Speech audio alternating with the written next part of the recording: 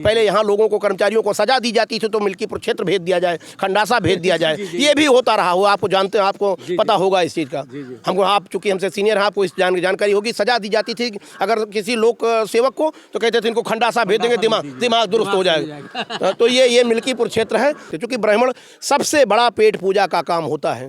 अगर अभी आप कोई भंडारा करिए, पंडितों को कह दीजिए, ब्राह्मण लोगों को, भाइयों को, कि भैया हमारे यहाँ करना है, तो उनको 2 कढ़ाई चाहिए, फलाने पर का गुट अलग है, इनका गुट अलग है। तो ये थाली के बैगन ये हो गए, समझिए एक मेढक हैं, जैसे वो क्षत्रिय हैं, वो इकट्ठा नहीं रह सकते।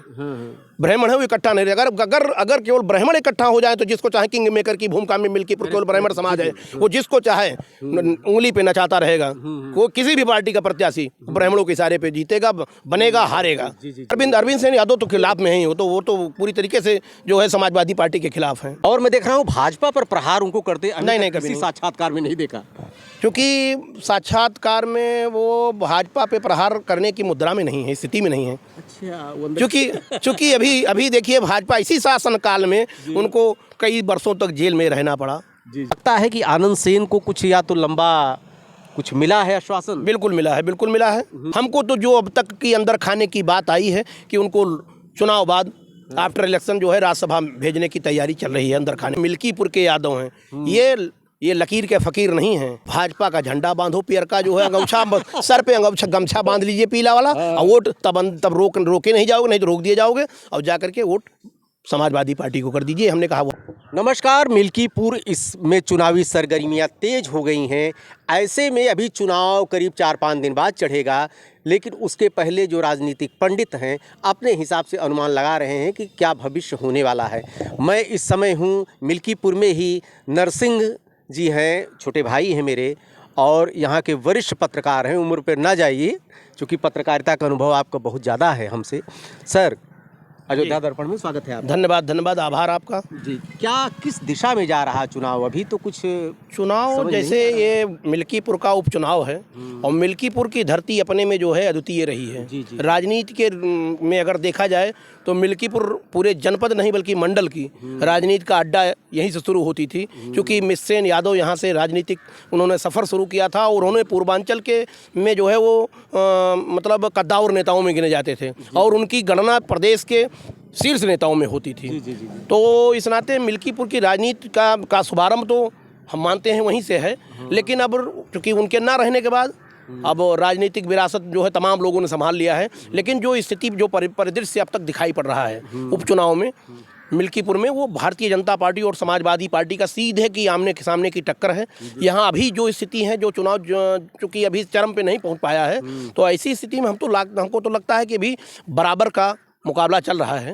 और आगे आने वाले समय में ये परिदृश्य साफ हो सकेगा कि कौन भारी है, कौन कमजोर है, कितना प्रभावी है। क्योंकि पीडीए का तो आज से नहीं आदि से रहा है मिल्कीपुर। पीडीए प्रभावी है अभी, क्योंकि पीडीए जिन मुद्दों को उठा रही है, पीडीए जिन मुद्दों को लेकर के जनता के बीच में जा रही है, जैसे अयोध्या के सांसद, फैजाबाद के सांसद अवधेश प्रसाद हैं, राष्ट्रीय नेताओं में शुमार हैं। और इस समय हमको तो लगता है जो अयोध्या जीत के बाद, फैजाबाद जीत के बाद पूरे विश्व में न चर्चा में है अवधेश प्रसाद। तो जैसे जो वो मुद्दा उठा रहे हैं, उनका है बेरोजगारी, भ्रष्टाचार, आवारा जानवर, नीलगायों के आतंक से मुक्ति। तो किसानों की जो समस्या है उसको एक सिरे से उठा रहे हैं। तो इस नाते किसान थोड़ा सा जो है उनकी तरफ झुकाव जरूर दिख रहा है, ऐसा नहीं है। लेकिन बेरोजगारी, युवाओं में बेरोजगारी को लेकर के आप देख ही रहे हो, आए दिन प्रदर्शन करते रहते हैं लोग, जो है परीक्षा को लेकर के परेशान रहते हैं। तो ये भी है, तो कहीं न कहीं ये भी लोगों में ये बलौती कर रही है समस्या। हालांकि जो स्थिति है अब तक, जो राजनीतिक परिदृश्य है वो बराबर का चल रहा है। अब आगे चुनाव किसके पक्ष में करवट लेता है, तो भविष्य के गर्त में है। अजीत अभी परसों नरसों कह रहे थे कि यहाँ पर जो कि स्थानीय और बाहरी की लड़ाई है, उससे कितना इत्तेफाक? नहीं, वो इत्तेफाक नहीं हुआ उनका। ये कहना, वो यहाँ 1 साल में मकान बनवा करके कागजों में आप यहाँ के निवासी बन जाना, वो तो मैं भी कर सकता हूँ। हम उनकी बातों को ये नहीं मानते। ये बड़बोलापन है कि हम यहाँ के रहने वाले हैं। उनका जन्म कर्म सब यहाँ नहीं बल्कि लखनऊ में हुआ है। वो तो इसी चुनाव में दिखाई पड़े, अजीत प्रसाद का नाम आया, हम उनका विरोध नहीं कर रहे हैं। लेकिन ये बात गलत है कि हम यहाँ के रहने हैं, बाहरी हैं। बाहरी तो गोरखनाथ बाबा भी थे, आए थे इसके पहले बाहरी तमाम लोग आ चुके हैं। बाहर से लोग तमाम लड़े हैं। बाहर से तो अवधेश प्रसाद भी यहाँ आकर के लड़े थे। उनके पिता भी तो बाहर से ही थे, सुहावल से विधायक थे, तो अम्बिकापुर से विधायक रहे हैं, तो आकर के उन्होंने यहाँ का चुनाव लड़ा, मिल्कीपुर से चुनाव लड़ा, तो अभी तो अब तो वो यहीं के हो गए ना। जी जी जी। तो उन्हीं की विरासत जो संजो रहे हैं ये, कि उनके नक्शे कदम पर चल रहे हैं, मिल्कीपुर का अपने को मान रहे हैं। हम स्वागत है मिल्कीपुर का, अगर जो भी माने। मिल्कीपुर क्षेत्र तो आज से पिछड़ा क्षेत्र के रूप में माना जाता था। पहले यहाँ लोगों को, कर्मचारियों को सजा दी जाती थी तो मिल्कीपुर क्षेत्र भेज दिया जाए, खंडासा भेज दिया जाए, ये भी होता रहा हो। आपको जानते हैं, आपको पता होगा इस चीज़ का। हमको, आप चूंकि हमसे सीनियर हैं, आपको इस जानकारी होगी। सजा दी जाती थी अगर किसी लोक सेवक को, तो कहते थे इनको खंडासा भेज देंगे, दिमाग दुरुस्त हो जाएगा। तो ये मिल्कीपुर क्षेत्र है। तो यहाँ ऐसी भी परिपाटी रही है कि मिल्कीपुर क्षेत्र जो है वो पिछड़ा माना जाता रहा है। लेकिन अब पिछड़े में लोगों को, अगड़े लोगों को जो है पिछड़े की लोलुपता बढ़ गई है, ये अपने में भी जो है एक महत्वपूर्ण है। जी जी। देखिए, 2 पिलर हैं यहाँ जी, जैसे यादव और ब्राह्मण जी, यही डिसाइडिंग फैक्टर हैं, और ये इस बार चीन से बाहर हैं। कह सकते हैं कि जो जातिवाद का गढ़ रहा है आपका मिल्कीपुर, ये दोनों जातियां अब विचारधारा पे चलें या ऊपर के आदेश का पालन करें? हम इसको ब्राह्मण बाहुल्य या यादव बाहुल्य नहीं मान सकते, क्योंकि ब्राह्मण सबसे बड़ा पेट पूजा का काम होता है। जी जी जी। अगर अभी आप कोई भंडारा करिए, पंडितों को कह दीजिए, ब्राह्मण लोगों को, भाइयों को, कि भैया हमारे यहाँ करना है, तो उनको 2 कढ़ाई चाहिए, फलाने पर का गुट अलग है, इनका गुट अलग है, तो ये थाली के बैगन ये हो गए, समझिए एक मेढक हैं, जैसे वो क्षत्रिय हैं, वो इकट्ठा नहीं रह सकते। ब्राह्मण है वो इकट्ठा नहीं रहे। अगर केवल ब्राह्मण इकट्ठा हो जाए, तो जिसको चाहे किंग मेकर की भूमिका में मिल्कीपुर केवल ब्राह्मण समाज है, वो जिसको चाहे उंगली पे नचाता रहेगा। वो किसी भी पार्टी का प्रत्याशी ब्राह्मणों के इशारे पे जीतेगा, बनेगा, हारेगा। तो ये लेकिन ये कहाँ इकट्ठा होते हैं? जब पेट पूजा में इकट्ठा नहीं है, तो मतदान नहीं, इसमें कहाँ। बहुत बड़ा आपने व्यंग किया। देखिए, अब वही चीज यादव के साथ में, यादव इस समय भ्रमित है। अच्छा, वो देख रहा है सेन परिवार की तरफ, और सेन परिवार में खुद बिखराव नजर आ रहा है। सेन परिवार को देख रहा है। वो मिल्कीपुर क्षेत्र के ही सेन परिवार से ही बिलोंग करते हैं, समझिए हम परिवार में मानते हैं। रामचंद्र यादव जी को भी देख रहा है।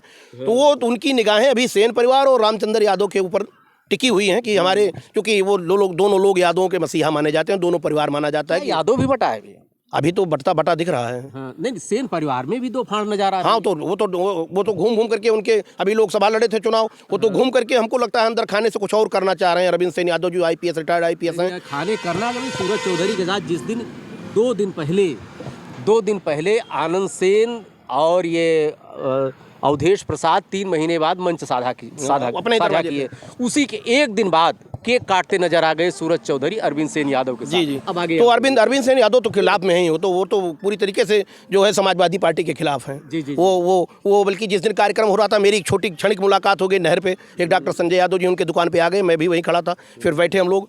तो उन्होंने कहा कि कोई लोकसभा का आगे आने वाला भविष्य जो है बताइए हमको, कोई लोकसभा का सांसद कोई आगे अवधेश प्रसाद के बाद कोई और दिखाई हो।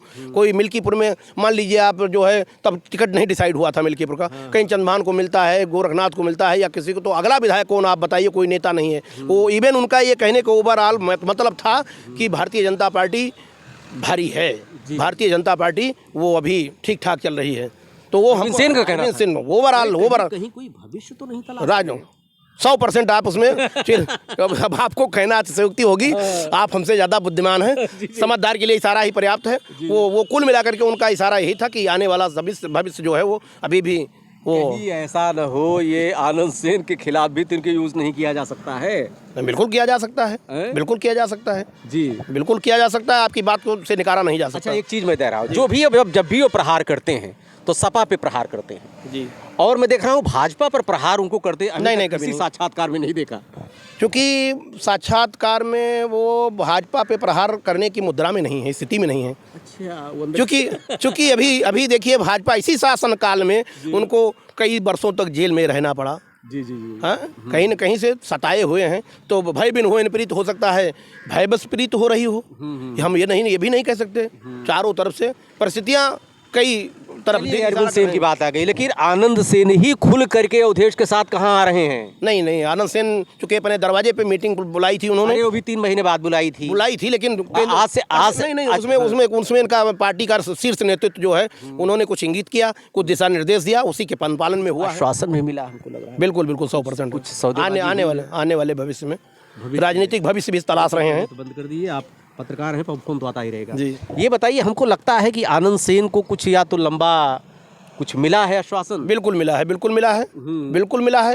हो सकता है लोकसभा के लिए हो या कोई विधानसभा के लिए हो। हमको तो जो अब तक की अंदर खाने की बात आई है कि उनको चुनाव बाद आफ्टर इलेक्शन जो है राज्यसभा भेजने की तैयारी चल रही है अंदर खाने से, आनंद सेन यादव को। बाकी तो चारों विधानसभा में हमें नजर नहीं आ रहा पहले से। तो अंदर खाने से वो कोई बड़ा खेला होने वाला है। लेकिन यादव यहाँ का भ्रमित है भाई साहब। यादव भ्रमित है। यादव अभी भी सोच नहीं पा रहा है। अभी देख रहे हैं कुछ लोग भीम आर्मी की तरफ टहल रहे हैं, आजाद समाज पार्टी की तरफ जा रहे हैं, जो भी हो, कुछ लोग जो कुछ है कुछ भाजपा की तरफ जा रहे हैं। जो भी हो, ये मिल्कीपुर क्षेत्र है, ये मिल्कीपुर के यादव हैं। ये लकीर के फकीर नहीं हैं। ये बिल्कुल ये बहुत जागरूक हैं। चाहे जो हो, जो चाहे क्षत्रिय हो, चाहे ब्राह्मण हो, चाहे जो हो, हमेशा की परिपाटी रही है। यहाँ का क्षत्रिय ब्राह्मण जो है मिस्सेन यादव को हमेशा हराता नजर आता था। लेकिन जिस दिन परिणाम आता था उस दिन सब अपने घर में दुबक जाते थे परिणाम सुनने के बाद। ये भी हुआ है, आप जान ली। तो ये यादव हैं तो बहुत कम संख्या में, लेकिन राजनीति कूट कूट करके वो यादवों में बाबू मिस्सेन यादव जी ने भर दिया है। तो इस नाते यादवों को हल्का लेना ये बिल्कुल जो है हम नहीं मान सकते। ये नाइंसाफी है कि अगर यादवों को हमल कुछ लोग एक लोग हमसे कह रहे थे चूंकि सत्ता का चुनाव है इसलिए यादव गेम खेल रहा है यहाँ का। यादव सामने तो कहता है हम इनके साथ जाएंगे, उनके साथ जाएंगे। अभी मैं कुछ देर पहले आ रहा था, अभी मैं ये आपने जो कहा, अभी मैं कुछ देर पहले आ रहा था, कुछ जागरूक लोग थे उसमें, मौर्य भी थे, एक दो मोहम्मदन भी थे और यादव भी थे। तो यही सब लोगों ने कहा कि भाजपा का झंडा बांधो, पियर का जो है अंगूछा सर पे गमछा बांध लीजिए पीला वाला, और वोट तब रोके नहीं जाओगे, नहीं तो रोक दिए जाओगे, और जा करके वोट समाजवादी पार्टी को कर दीजिए। हमने कहा वाह भाई गजब की रणनीति बना रहे हैं। इसका मतलब अंदर खाने में खिचड़ी कुछ और पक रही है, धूल के मतलब दांत दिखाने वाले कुछ और दिखाई पड़ रहे हैं और खाने वाले कुछ और होंगे। 100% होंगे, उसमें कोई नकारा नहीं जा सकता। भैया की बात से लगा कि ये मिल्कीपुर की राजनीति को समझना बहुत जटिल है और जिसको यादव को यहाँ पर भ्रमित कहा जा रहा है, यादव कुशल राजनीतिज्ञ है।